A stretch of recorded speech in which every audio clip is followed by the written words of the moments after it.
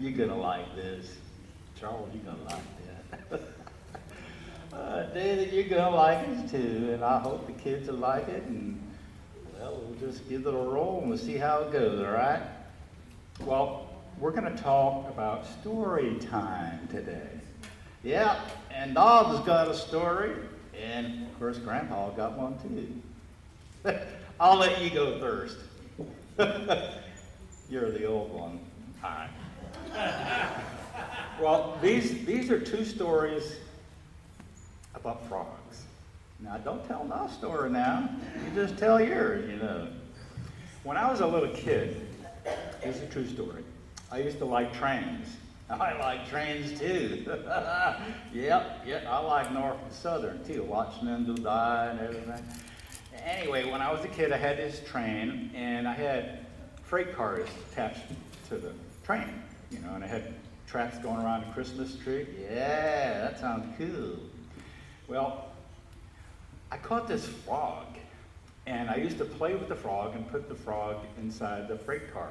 You know, the freight car had that little sliding door, and you could put him in, and he'd hop out. I get the picture there. And my dad didn't know I caught this frog. I bet he didn't. Bet your mom didn't know either. She'd go, ah, no frogs in the house, they create warts. Now, that's an old wives' tale, Grandpa. Well, I don't know about that. Anyway, my dad came home. He sold insurance, and it was in the evening, and he was sitting down in the chair drinking his hot cup of coffee. Yep, okay, that's good. After a hard day's rest, Dad ought to rest. Yep. And so I was excited, and I came up with my freight car, and I had my frog inside the freight car. And I went, hey, Dad. Yeah, what'd he do? He say scat? No, he didn't say scat. He turned his head around, and just as I was about to tell him about my frog, before I could say, ribbit, the frog jumped out of the freight car. Oh, my goodness. And he landed in my dad's hot cup of coffee. Oh, not a good idea. And he stretched out, prostrate in that cup of coffee floating on the top. Oh, no. So, you know, in my 7-year-old mentality, I rescued the frog, and I reached into my dad's coffee, and I ran into the bathroom. What did you run into the bathroom for? Well, I was trying to revive the frog. I turned the faucet on and put the cold water on and held the frog under the cold water, hoping it would make him come alive. It didn't work, did it? No. The frog was a dum goner. He was dead. Yeah, the frog forgot to look before he leaped. Make sure we look before we leap.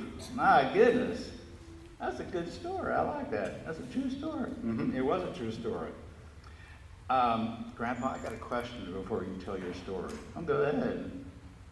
I notice there's a pot down here. Oh, yeah. Your wife had that pot in her hand. And she came out here and she was looking for you. Is everything okay in the home front there? She had that serious looking look in her eye. My goodness. You owe me a favor. Why do I owe you a favor? Because I de-escalated any potential conflict with that pot Navy landing on your head. And I asked her if I could borrow the pot from the story. You need to borrow this pot for your story. Yeah. Can I set it down? Yeah, go ahead, set it down. You want me to turn it over or anything? No, you don't need to do anything. Don't hit me with it now. All right, let's set it down gently. All right, you got that. All right, it's not even falling off. I like that. All right, your story.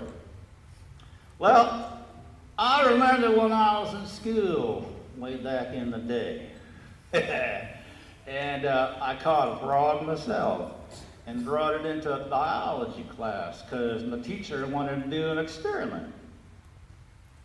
What does this have to do with this pot? Well, if you let me tell the story, I'll tell you. The biology teacher said, you need to take this pot, or one like it actually, and put a whole bunch of water in it. Fill it up about half full, And so I did. And I put it on the stove. And he said, you got to turn the stove on. And I did. And then he said, hey, son, you got to put the frog in the water. So I grabbed the frog and took the frog inside the water there. And that frog just kind of sat there, lazy-like, not paying any attention as to what was going on, you know, and water is nice and cold. Then I poked my finger in the water after a little while, and the water wasn't cold, it was lukewarm. And that frog, he kind of unbeknownst to him, he didn't really know what was going around, and so he just sat there. And then the water started heating up a little more. Then it wasn't lukewarm anymore. I poked the finger in, it was actually getting hot. And that frog just kind of sat there in that pot of water on the stove, not doing nothing, just sitting there. Yep. And all of a sudden, water started boiling. And the frog had a look in his eye like, I need to get out of here. But he didn't. He just sat there in that water. I don't get it. Well, he didn't think. Just like the frog, he leaped out of that, he leaped out of that train thing. You gotta look before you leap. Yeah, I know. Well, this frog didn't think. So he just sat there, lazy-like. And he died. Well, what killed the frog? Well, what killed the frog was that he kept adjusting to the temperature of the water. You see, that's how frogs think. He got in the water, it was cold. Then it was lukewarm. And he kept adjusting his body temperature to the lukewarmness and then the hot. By the time it started getting near the boiling point, he wanted to get out.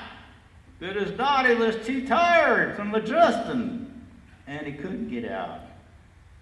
So he died. So it is in our spiritual life, in our daily life, whether we're at school, or on the job, or with our family, or our extended family. Yeah. We don't look before we leap.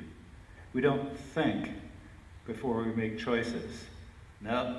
Lots of times we don't think about nothing. And 2 Chronicles 7:14 says, if my people which are called by my name, I know that one, shall humble themselves and pray, and turn from their wicked ways, then will I hear from heaven and will forgive their sin and heal their land. America is kind of like that frog in the pot of water. We're on that slippery slope downward. We've been there for quite some time. We've removed God from the public sector, and look at the mess we're in. Yeah, that's not God's way. There's not much we can do about what the government makes us do in the public education, but there is something, Grandpa, that we can do as an individual. What is that? Love God and love people. I like that. You can still delight in the world.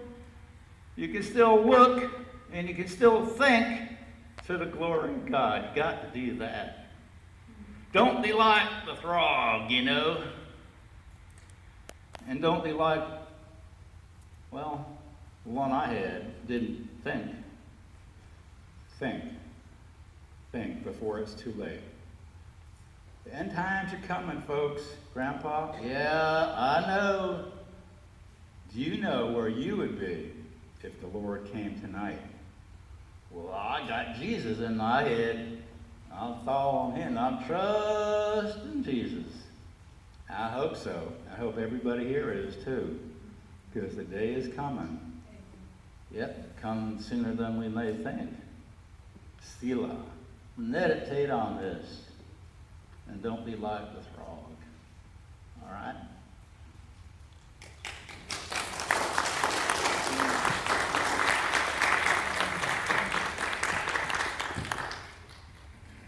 you.